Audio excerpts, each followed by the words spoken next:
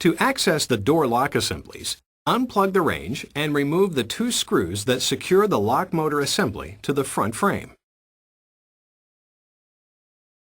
Next, remove the 8 screws securing the lower back panel, as well as the ground screw and this one hidden screw.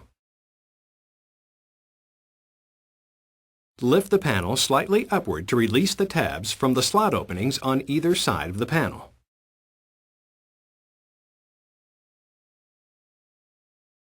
Note the location for both the upper and lower lock motor assemblies. After removing the 2 front screws for the upper assembly, remove this one rear mounting screw.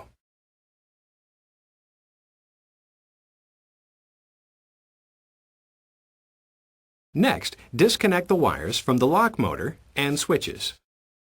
Utilizing this quick disconnect allows for easier removal of the lock assembly and better access to the small wire connectors on the switches. Pull the lock motor assembly straight out a few inches to access the wire hold-down clip. Once the clip is removed, the lock motor assembly will pull completely forward. Take note that upon reinstallation, it may be helpful to lift the cooktop up to prevent the insulation from pushing forward. Here is a close-up view of the latch end of the rod.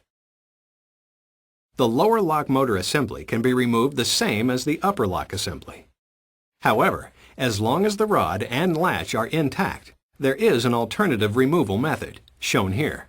Start by removing the small Phillips screw supporting the motor shaft extension.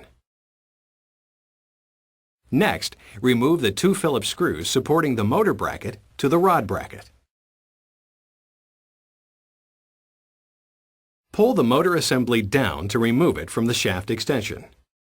To complete this repair, simply use the motor and switch section from the replacement part.